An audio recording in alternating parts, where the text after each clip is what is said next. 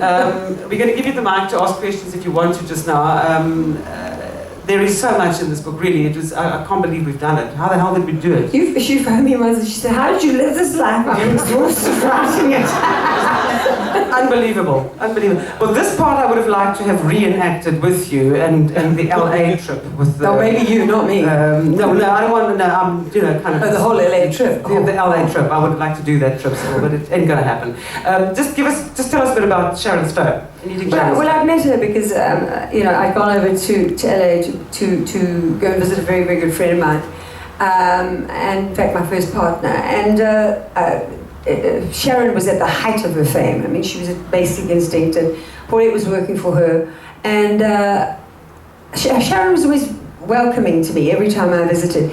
But this was the first time I'd ever met her. And she said to me one day, she said, Penelope, would you like to go and lie on a... No, you're not telling the story properly. At all. You want me to tell the story? What was that? What, from when I met her? Yeah. Oh, that one. No, underneath the thing. Sharon's got that. Okay, Sharon's got an absolute phobia about security. Okay, she has this unbelievable. But she's got a cat. She loves her cats. She loves her cats. She's got two cats. Shut up. No, wait. I know the story. Wait, I'm going to start. the story. She goes to visit Paulette in LA, her ex-girlfriend. Okay, Paulette works for Sharon Stone for a long time, 17 years. Paulette phones her. She's at the flat. And she says, shit, listen, Sharon Stone's just built this new cinema in her home and they can't find the cat anywhere. They think it's under the floor. They think it's been nailed in. So, Pim, won't you go over to Sharon Stone's house and just find out where the cat is, okay? Now, Sharon Stone doesn't like security stuff. She's paranoid. She's got buttons. I'm gonna sink you into there. You're gonna get into your story. Go. So she gets in the car. She goes to the house because now she's got to go and find Sharon Stone's cat.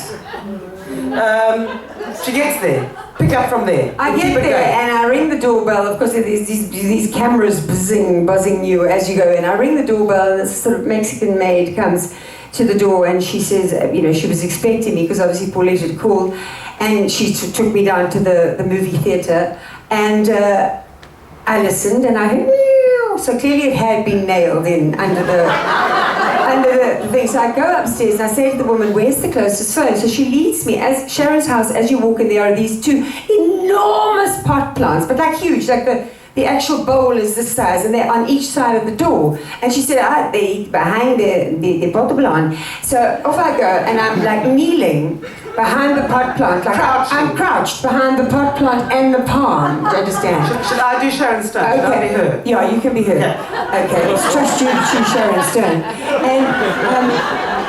And I'm crouched behind the pot plant, and the next minute, both doors fling open, okay? And in walks Sharon, two shopping bags, Marianne, yeah, and these wraparound sunglasses and a mini skirt, and I'm crouched behind the plant, knowing that she's terrified about security. So I'm thinking, fuck, what am I going to do now? Because I'm going to give her a fright, and she strides in, and I sort of stay, and I said to Paulette, fuck, Sharon's just walked in. What must I do? She said, just move slowly.